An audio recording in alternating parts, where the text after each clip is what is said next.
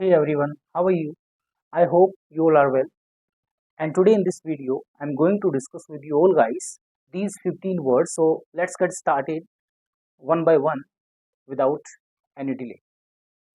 So आज का जो हमारा पहला शब्द है समवन, ये कुछ एक ऐसे शब्द जो आप सभी अपने डेली रूटीन में या फिर अपने रोजमर्रा के कामों में इन शब्दों का यूज करते रहते हैं, लेकिन कहीं ना कहीं ये शब्द आपको परेशान करते हैं।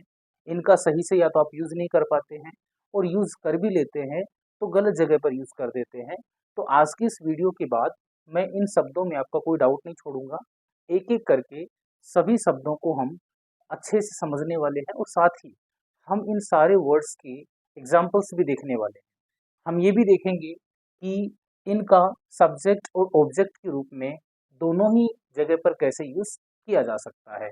तो आइए शुरू करते हैं आज के इस वीडियो को बिना किसी डिले के। पहले हम ये देखेंगे कि इन शब्दों की हिंदी क्या होती है। हमारा जो पहला शब्द है समवन, समवन को देखो दोस्तों हिंदी में कहते हैं कोई। इसका हिंदी क्या होता है? कोई। और कोई जो है,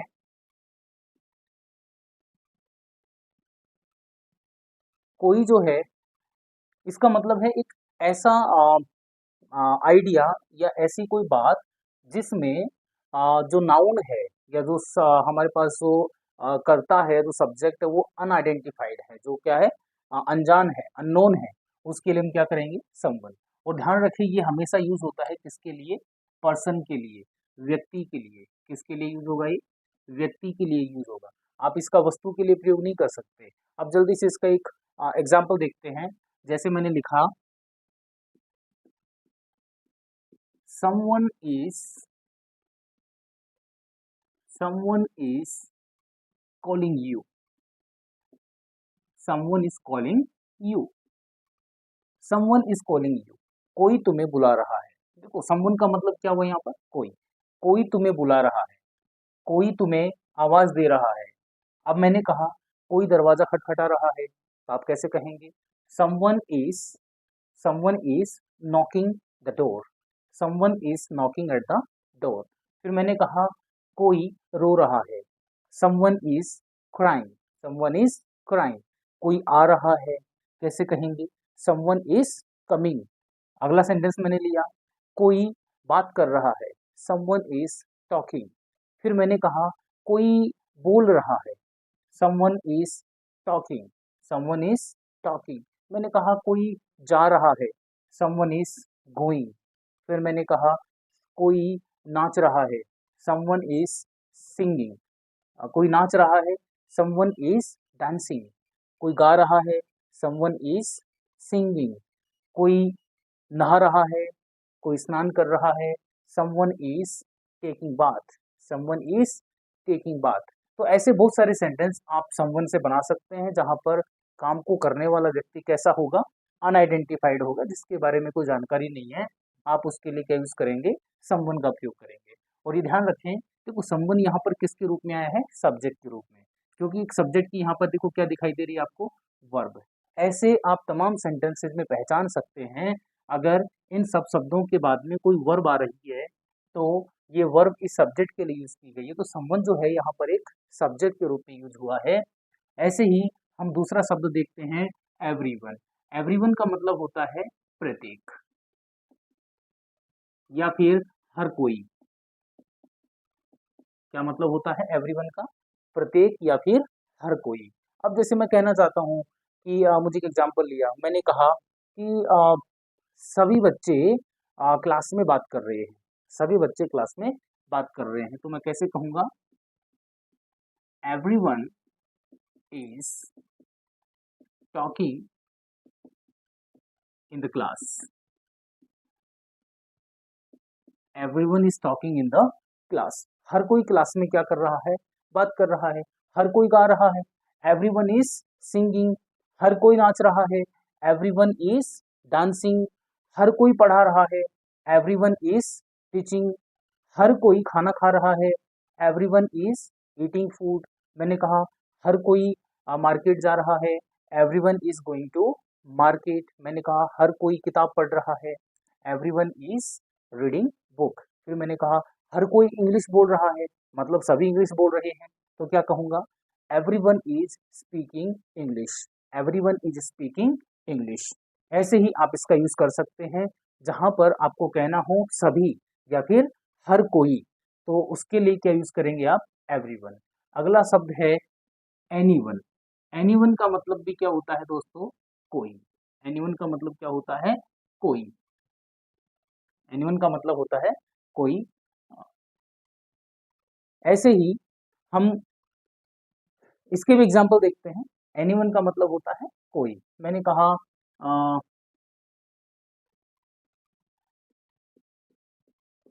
are you looking for anyone, are you looking for anyone, क्या आप किसी को ढूंढ रहे हैं, are you looking for anyone, क्या आप किसी को ढूंढ रहे हैं। तो ये एक इंटरोगेटिव सेंटेंस है और आप देख रहे होंगे एनीवन का जो प्रयोग है हमने कहाँ पर किया है, एक ऑब्जेक्ट के रूप में किया है। Are you looking for anyone, क्या आप किसी को ढूंढ रहे हैं, तो क्या सेंटेंस बनाया, एनीवन के लिए हमने कोई। अगला हम देखेंगे एवरीबडी। एवरीबडी का मतलब भी क्या होता है, हर कोई, हर कोई। जो हमने यहाँ देखा था एवरीवन और एवरीबडी दोनों का मतलब क्या होता है, सेम होता है। तो जो यूज हमने एवरीवन का किया वही यूज किसका करेंगे आप, एवरीबडी का भी कर सकते हैं। तो इसका भी सेंटेंस क्या बनेगा, everybody is talking in the class, everybody is talking in the class, everybody is dancing, everybody is dancing, everybody is dancing, everybody is singing, everybody is crying, हर कोई क्या कर रहा है, रो रहा है। ऐसे ही अगला शब्द है हमारा नोबडी। नोबडी का मतलब होता है कोई नहीं, कोई नहीं। इसका प्रयोग कहाँ करेंगे आप, जब आपको ये कहना हो कि जिस सेंटेंस में आप बात कर रहे हैं, जिस कर्ता की आप बात कर रहे हैं, वो कर्ता एक्चुअली में है ही नहीं, कोई नहीं का जो सेंस देगा। जैसे मैंने कहा कि nobody, nobody is coming, nobody is coming, कोई नहीं आ रहा है, कोई भी नहीं आ रहा है। तो नोबडी इज कमिंग, मैंने कहा कोई भी नहीं नाच रहा है। नोबडी इज सिंगिंग, मैंने कहा कोई भी नहीं गा रहा है। नोबडी इज सिंगिंग, कोई नहीं नाच रहा है। Nobody is dancing. फिर मैंने कहा कि कोई भी क्लास में बात नहीं कर रहा है। Nobody is talking in the class, कोई भी नियमों का पालन नहीं कर रहा है। Nobody is following the rules, nobody is following the rules, कोई भी मेरी बात नहीं मान रहा है। नोबडी इज फॉलोइंग मी, कोई भी टीचर की बात नहीं मान रहा है। Nobody is following the teacher. चलते हैं अगले वर्ड्स की तरफ। अगला है एनीवेयर। एनीवेयर का मतलब होता है कहीं भी। एनीवेयर का मतलब क्या होता है, कहीं भी। इसका यूज कैसे करेंगे, कहीं भी, ये जगह से संबंधित है। अभी तक हमने क्या देखा, ये जो जितने भी वर्ड्स मैंने अभी तक आपको बताए, ये सारे जो वर्ड्स थे ये इंसान या फिर पर्सन से संबंधित थे। और अभी जो हम देखेंगे एनीवेयर, एनीवेयर का मतलब होता है कहीं भी। तो इसके लिए जैसे मैंने एक एग्जांपल लिखा, I will go anywhere, I will go anywhere. या फिर मैं ये कह सकता हूँ आई कैन गो एनीवेयर, मैं कहीं भी जा सकता हूँ। आई कैन लिव एनीवेयर, मैं कहीं भी रह सकता हूँ। आई कैन टीच एनीवेयर, मैं कहीं भी पढ़ा सकता हूँ। आई कैन स्टे एनीवेयर, मैं कहीं भी रुक सकता हूँ। फिर मैंने कहा मैं कहीं भी घर खरीद सकता हूँ। I can buy home anywhere. ठीक है, तो आप एनीवेयर का जो यूज है आप इस तरीके से जगह के लिए कर सकते हैं, वह कहीं भी जा सकता है, he can go anywhere. Next मैंने अगला वर्ड लिया समथिंग। समथिंग का मतलब होता है कुछ। समथिंग का मतलब क्या होता है, कुछ। कुछ, आप वस्तु की बात करते हैं, यहाँ पर व्यक्ति की बात करी, वहां पर हमने स्पेस की या प्लेस की बात करी, और यहाँ हम बात करेंगे कुछ या फिर वस्तु की बात करेंगे। मैंने कहा कि समथिंग, इसका मैं दूसरा एग्जांपल लिखता हूँ। मैंने लिखा he is hiding something, he is hiding something, वह कुछ छुपा रहा है, वह कुछ छुपा रहा है। He is hiding something. ऐसे ही मैंने कहा ही इज स्पीकिंग समथिंग, वह कुछ बोल रहा है या वह कुछ बोलना चाह रहा है। He is trying to say something, he is trying to say something, या he wants to say something, वो कुछ कहना चाहता है। ऐसे ही अगला जो हमारा वर्ड है नथिंग। नथिंग का मतलब होता है कुछ नहीं, कुछ नहीं। नथिंग का मतलब क्या होता है दोस्तों? कुछ नहीं। मैं आपको बता दूं, अगर आपने अभी तक हमारे चैनल को सब्सक्राइब नहीं किया है तो चैनल को सब्सक्राइब करें और बेल आइकन को जरूर दबाएं, ताकि हमारे द्वारा जो भी वीडियो अपलोड किया जाए तुरंत आपके पास उसका नोटिफिकेशन पहुंचे और आप ऐसे ही शानदार वीडियोस और शानदार जो क्लास हैं वो देखते रहें और जल्दी से इंग्लिश सीखें। अगला जो शब्द है हमारा नथिंग। नथिंग का मतलब क्या बताया? कुछ नहीं। तो हम जैसे इसका एक यूज करते हैं, मैंने कहा अभी जैसे ये सेंटेंस मैंने लिया, ही इज हाइडिंग समथिंग, मैंने यहाँ लिख दिया I am hiding, I am hiding nothing, I M hiding nothing, मैं कुछ भी नहीं छुपा रहा हूँ। आई एम हाइडिंग नथिंग, मैं कुछ भी नहीं छुपा रहा हूँ, मैं कुछ भी नहीं कह रहा हूँ। I am no I am speaking nothing, I am speaking nothing, मैं कुछ भी नहीं बोल रहा हूँ। I am not speaking, I am speaking nothing, मैं कुछ भी नहीं सोच रहा हूँ। आई एम थिंकिंग नथिंग, मैं कुछ भी नहीं बोल रहा हूँ। आई एम स्पीकिंग नथिंग, मैं कुछ भी नहीं खा रहा हूँ। आई एम ईटिंग नथिंग, क्या कहा? I am eating nothing. चलिए अगला वह नो वन। नो वन का मतलब भी क्या होता है? कोई नहीं। नो वन का मतलब होता है कोई नहीं। तो जैसे मैंने कहा no one is, no one is playing, no one is playing, कोई भी नहीं खेल रहा है। तो इसकी इंग्लिश क्या बनाई आपने? No one is playing. कैसे कहेंगे? No one is playing. ऐसे मैंने कहा नो वन इज राइटिंग, कोई भी नहीं लिख रहा है। No one is speaking in English, कोई भी इंग्लिश में नहीं बोल रहा है। No one is going to market, कोई भी मार्केट नहीं जा रहा है। ऐसी और सेंटेंस आप बना सकते हैं। अगला है हमारा वर्ड समवेयर। समवेयर का मतलब होता है, समवेयर का मतलब होता है कहीं पर। समवेयर का मतलब होता है कहीं पर। इसका जैसे यूज मैं बताऊं आपको, हमने एक यूज किया इसका, I have lost my purse somewhere, I have lost my purse somewhere. Suppose आप कहीं जाते हैं मार्केट में और वहां पर आपका पर्स गिर जाता है और घर आने के बाद आपको पता चलता है कि मेरा पर्स खो गया है। आपने क्या कहा? I have lost my purse somewhere, मेरा पर्स कहीं पर क्या हो गया है? खो गया है। तो आप जिस जगह की बात कर रहे हैं, पर्स जहां पर खोया है वो जगह कैसी है? अनआइडेंटिफाइड है, वो पता नहीं है उसका कहाँ पर खो गया है। इसलिए आपने क्या कहा? समवेयर, कहीं पर मेरा पर्स क्या हो गया है? खो गया है। I have lost my purse somewhere. ऐसे ही और भी आप वर्ड्स इसके बना सकते हैं, सेंटेंस इसके बना सकते हैं। अगला है हमारे पास में वर्ड एनीवेयर। एनीवेयर का मतलब भी क्या होता है? कहीं भी, कहीं भी। एनीवेयर हम एक बार पहले भी देख चुके हैं, मैंने इस वर्ड को 2 बार लिख दिया। एनीवेयर हमने यहाँ पढ़ा था, कहीं भी, और एनीवेयर यहाँ दोबारा से आया है। चलिए अगले वर्ड की तरफ स्किप करते हैं। अगला वर्ड है एनीथिंग। एनीथिंग का मतलब होता है कुछ भी, कुछ भी। एनीथिंग का मतलब क्या होता है? कुछ भी, या हाँ इसका मतलब कुछ भी। हम इसका जैसे एग्जाम्पल देखें, if you require anything call me, just call me, just call me. If you require anything just call मी, अगर तुम्हें कुछ भी जरूरत हो, अगर तुम्हें किसी भी चीज की जरूरत हो तो तुम मुझे क्या करना? कॉल करना।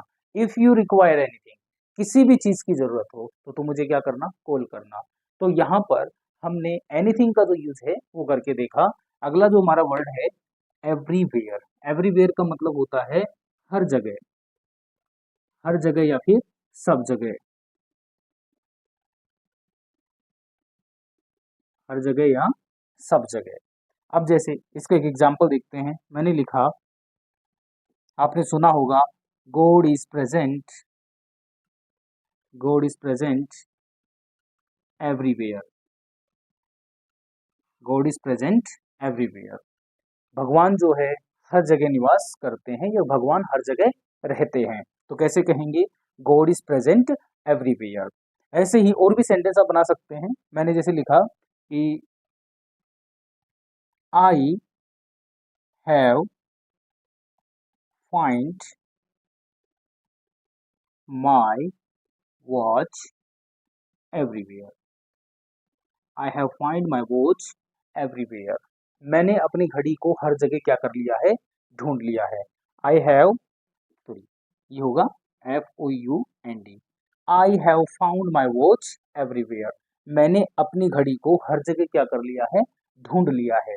तो अंग्रेजी क्या बनाई हमने, I have found my watch everywhere. ऐसे ही अगला जो हमारा वर्ड है एवरीथिंग। एवरीथिंग का मतलब होता है सब कुछ, एवरीथिंग का मतलब होता है सब कुछ। जैसे इसका इंग्लिश हम बनाएं, I have sold everything, I have sold everything. मैंने सब कुछ बेच दिया है। I have sold everything. देखो सेल का मतलब होता है बेचना, इसका हमने थर्ड फॉर्म कर दिया sold. I have sold everything, मैंने सब कुछ बेच दिया है। तो अंग्रेजी क्या लिखी हमने, आई हैव सोल्ड एवरीथिंग, जो कुछ भी मेरे पास था, जो कुछ भी मेरे पास था, with the entire things I have sold out. मैंने सब कुछ क्या कर दिया है, बेच दिया है। तो एवरीथिंग का मतलब आप उस सेंस में करेंगे जब आप बताते हैं कि मेरे से रिलेटेड जो भी चीजें हैं सब कुछ, तो क्या कहेंगे, आई हैव सोल्ड एवरीथिंग।